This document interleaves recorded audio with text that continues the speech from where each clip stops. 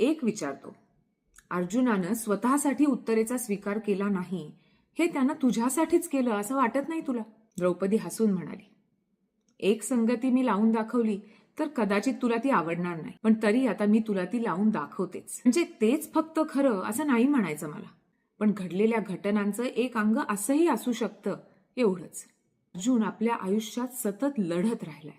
जणू तेच त्याच्या आयुष्यातलं एक सत्य आहे. एकमेव श्रेष्ठ योद्धा म्हणून त्याला अहंकाराने मिरवायला आवडतं. त्याला एकलव्याला सहज दूर करणं शक्य झालं कारण तो एकाकी वनवासी पोर होता. पण कर्णाने त्याला आयुष्यभर स्वस्थ बसू दिलं नाही. त्याच्या पराक्रमाला सतत त्यानं आव्हान दिलं. ही झाली बाहेरची गोष्ट, पण आतल्या युद्धातही त्याला अजेय वीर होता आलं नाही. कर्ण गेला आणि अर्जुनापुढचं बाहेरचं आव्हान संपलं, पण मी असेच तो आतलं आव्हान संपणार नाही केशवा. कृष्णे, होय, स्वयंवरात त्यांनी मला जिंकलं आणि त्याला वाटलं की त्याचं पौरुष सिद्ध झालं, पण माझ्या संपूर्ण स्त्रीत्वाला तो अंकित नाही करू शकला. आणि युद्धच सुरू झालं एका सूक्ष्म पातळीवरचं, सतत युद्ध. त्याच्या पराक्रमावर लोभावले मी, त्याच्या देह सौंदर्यानं वेडी झाले, पण संपूर्णतया त्याला शरण जाणं मला मान्य नव्हतं.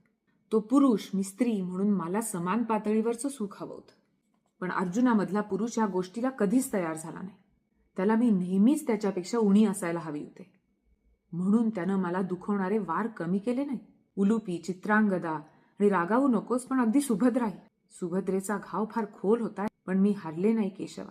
मी त्याच्या पुरुषत्वापुढे तुबळेपणाने झुकले नाही, कारण मी फक्त शेजेची बाई नव्हते त्याची.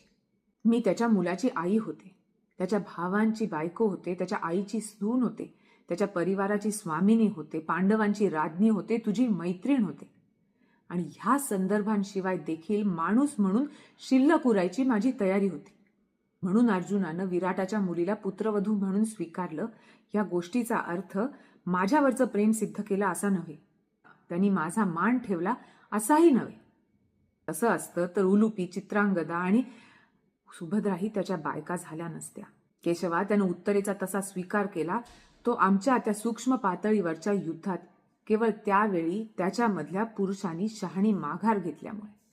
त्याचं पौरुष सुसंस्कारित आहेच कृष्णा, म्हणून ही माघारही त्याच्या मोठेपणाचं लक्षण ठरली. कृष्ण द्रौपदीकडे पाहत राहिला. ह्या स्त्रीत्वाच्या प्रभावातून मुक्त होऊन अजिंक्य ठरू पाहणारा पुरुष अर्जुन. खरंच हे आजवर आपल्या लक्षातही आलं नाही. आणखीन एक गोष्ट तुझ्या लक्षात आली नाही केशवा. समजा तू म्हणतोस तसं माझा आदर करण्यासाठी अर्जुनानं उत्तरेला अभिमन्यूसाठी स्वीकारलं, तरी पण उत्तरेवर ह्यात जो अन्याय झाला त्याचं काय? पुन्हा एका स्त्रीचा आदर करण्यासाठी दुसऱ्या स्त्रीचा बळी.